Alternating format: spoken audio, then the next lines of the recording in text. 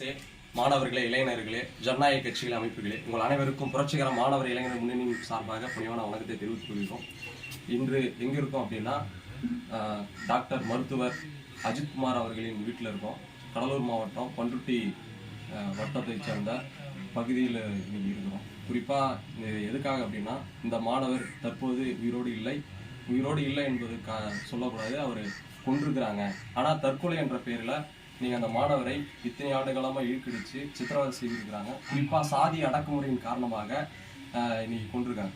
அவர் தஞ்சாவூரில் இருக்கக்கூடிய அரசு மருத்துவ கல்லூரியில் பயின்று வந்தவர்.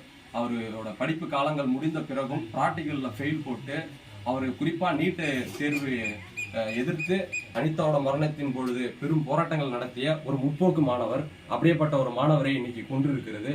அன்னையிலிருந்து தொடர்ச்சியாக அங்க இருக்கக்கூடிய விடுதியாலையும் அங்க இருக்கக்கூடிய கல்லூரி பேராசிரியர்களையும் வஞ்சிக்கப்பட்டு ப்ராக்டிக்கல்ல நிறைய ஃபெயில் ஆக்கப்பட்டு அவருக்கு பின்னாடி வந்த மாணவர்கள்லாம் இன்னைக்கு பாஸ் பண்ணி போயிருக்கிறாங்க.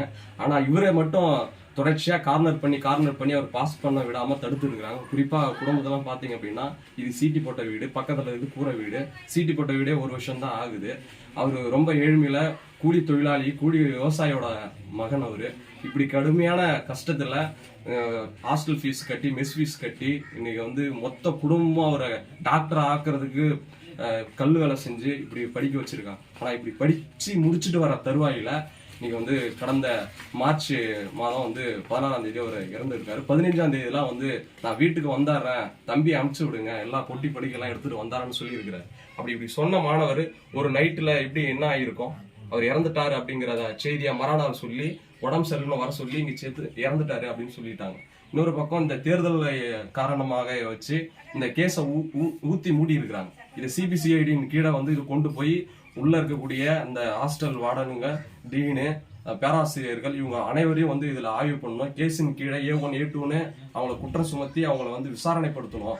விசாரணைப்படுத்தி இந்த மாணவர் அஜித்துக்கு உரிய நீதி கொடுக்க வேண்டும். சமூக நீதியோடு இருக்கக்கூடிய ஒரு மாணவரை சாதி ரீதியாக இழிவுபடுத்தி தினந்தோறும் அச்சுறுத்தி வன்கொடுமையின் கீழே இன்னைக்கு ஆளாக்கப்பட்டு அந்த மாணவரை கொண்டிருக்கிறாங்க. இன்னைக்கு கிட்டத்தட்ட இந்த கிராமத்தை சார்ந்து 43 கிராமம், பாபு குளத்தை சார்ந்து கிட்டத்தட்ட 42 பஞ்சாயத்து உள்ளது. இந்த பஞ்சாயத்திலே ஒரே ஒரு மாணவர், மருத்துவர் மாணவர். பல சாதிகள் இங்க இருந்தாலும் அந்த சாதியிலிருந்து தாழ்த்தப்பட்ட சமூகத்திலிருந்து பிறந்து வந்த அந்த மாணவருக்கு இப்படிப்பட்ட அநீதி விதைக்கப்பட்டிருக்கிறது. மொத்த அரசு இதுக்கு அவமானப்படணும்.